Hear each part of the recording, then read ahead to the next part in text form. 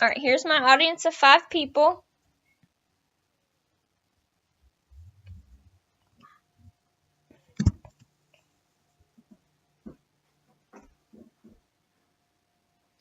Does your face feel red? Do you have severe headaches or dizziness? These are common symptoms indicating that your blood pressure could be high.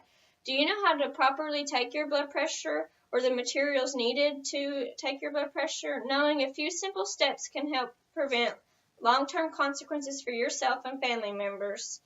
At some point or another, everyone's had their blood pressure taken, whether you've been in the hospital, the doctor's office, or even at your home. A lot of people are unaware of the materials needed or even what the numbers from the readings even mean. By the end of my speech, hopefully you'll have a better understanding of what is the proper way to take someone's blood pressure or the materials needed.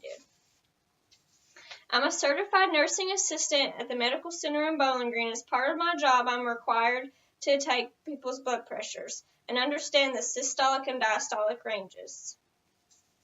The materials that you'll need to take someone's blood pressure is a stethoscope.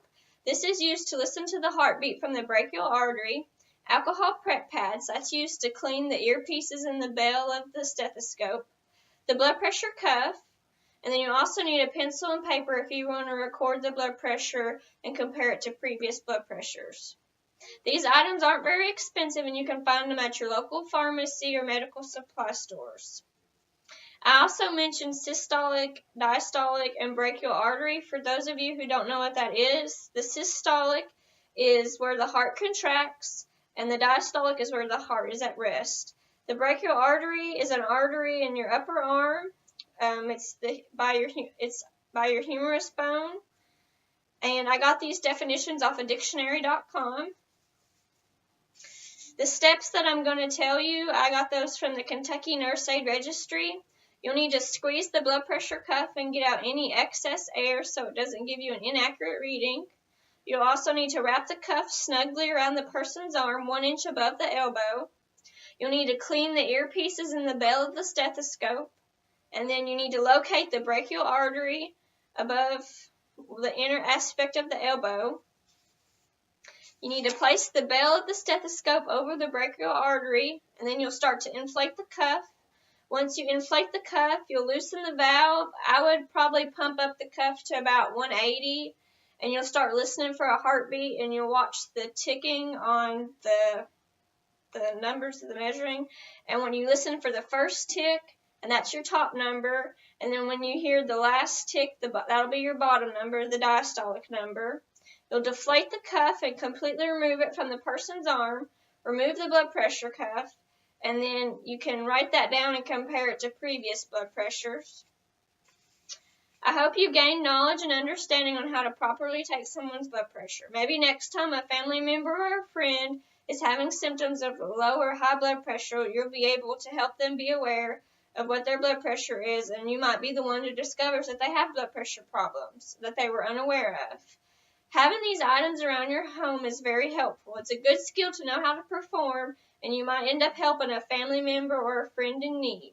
Having the knowledge of this skill is very good to have because you might help someone who is unaware of their blood pressure and potentially save their life.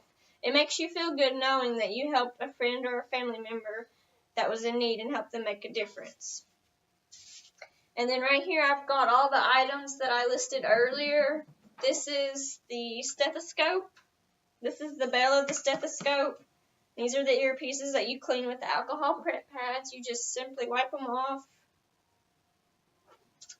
That way they're clean because you don't know who might use them after you or before you. Your pencil and your paper that you'll need. And this is the blood pressure cuff. Here's the thing that you use to inflate it. This is the valve that I was talking about that you use that you need to turn.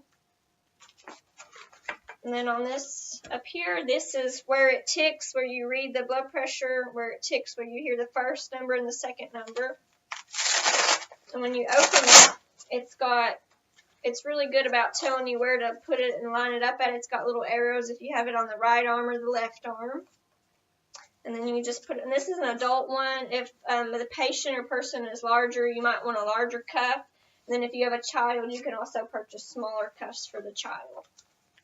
And that's all you need to take someone's blood pressure. Thank you.